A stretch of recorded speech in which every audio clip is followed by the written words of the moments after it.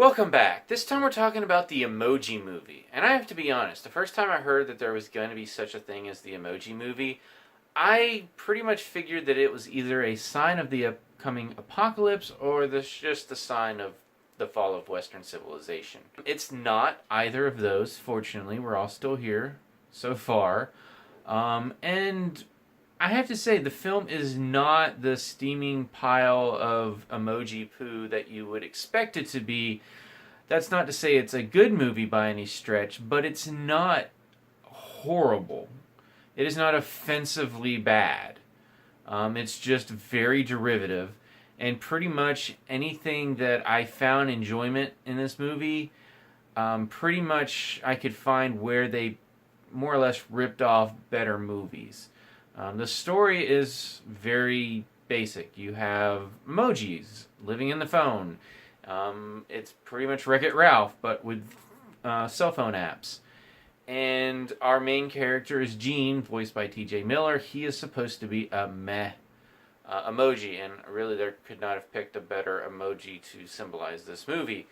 But he has a problem because he has more than one emotion.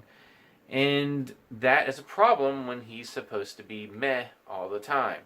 So he gets into trouble, has to go on a quest, meets a friend in the form of High Five, which is a high five emoji, voiced by James Corden, and eventually runs across a rogue emoji named Jailbreak, voiced by Anna Faris. And they have to go on a quest to escape the phone and find their true destiny. Well, that's kind of what they start out as, and it doesn't ever get anything quite that interesting. Now, if you feel like you've heard this plot before, like I alluded to, you pretty much have.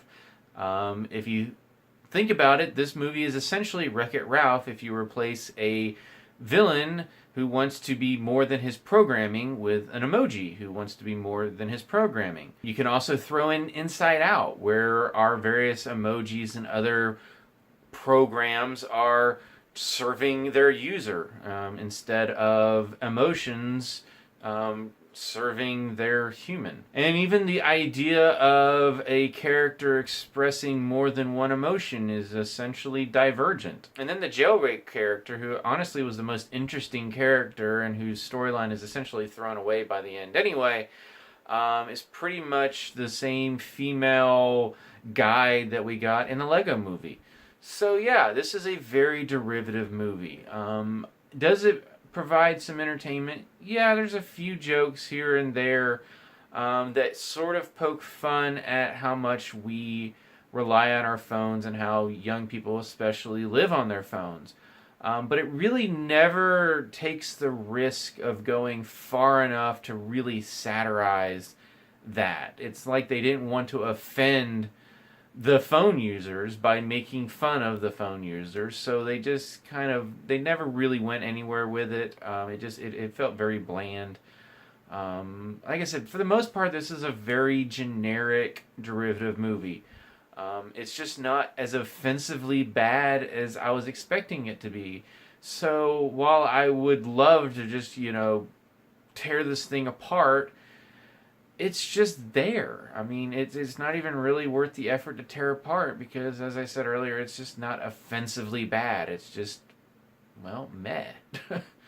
And I'm really sorry for that pun. There are a few ideas that are interesting, but they never go far enough to make it actually interesting in the movie. I know at one point at least it had 0% on Rotten Tomatoes, and honestly I couldn't care less about Rotten Tomatoes scores.